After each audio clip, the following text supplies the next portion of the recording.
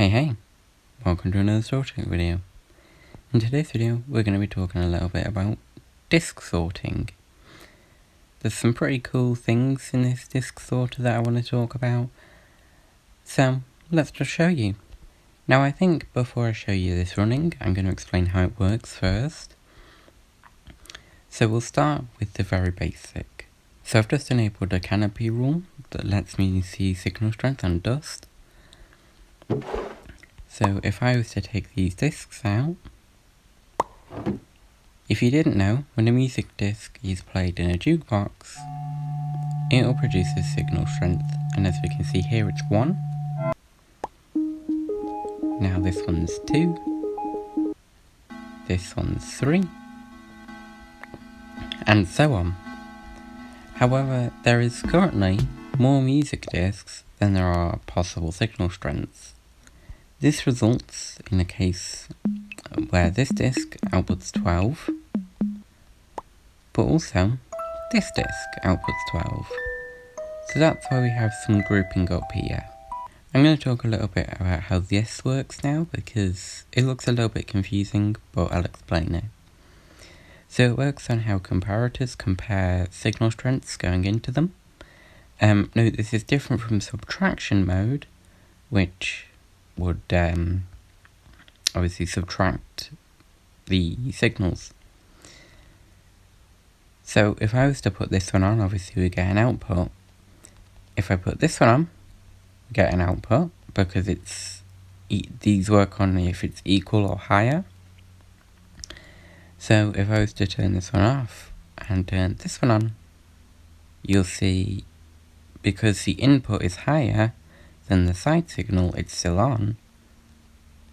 However, if I was to put this one on and turn that, you can see it turns off, because we have signal strength 15, 14, and then here we have 15, 14, 13. And obviously 14 is greater than 13, so we don't get an output. All we use is a bunch of these in a row to gradually drop in signal strength, just so that obviously I've put signal strength 1 in here, and it goes 1 block. If I was to put, say, 7, you'll see it goes 1, 2, 3, 4, 5, 6, 7 blocks before it stops.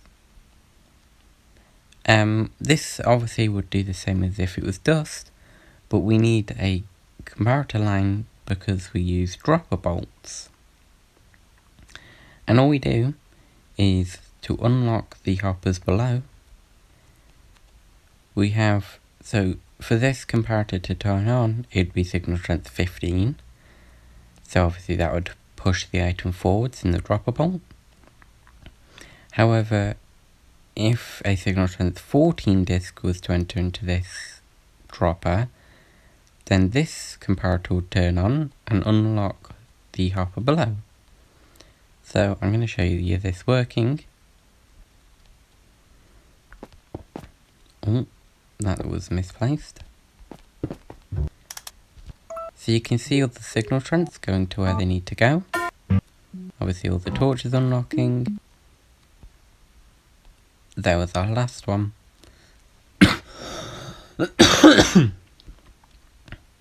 And if we have a little looky in these barrels, we'll see all of our discs have been sorted at 8 game ticks, which is really cool.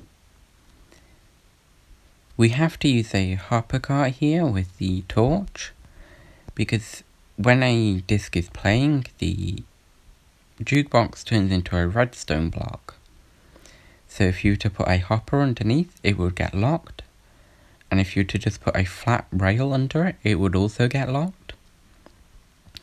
And we can't just have a hopper cart, because it would take it out instantly and the comparators wouldn't read it.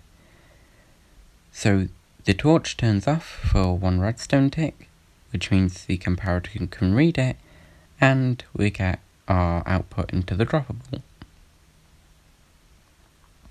So I'll show you that working too.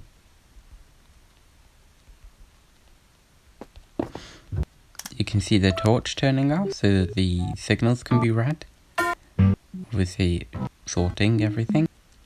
So I think that's all I'm gonna show you with this concept of sorting. I might have some other cool sorters soon, so look out for that.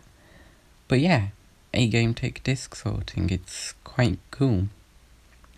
Anyway, I'm gonna stop rambling and let you go. Bye bye.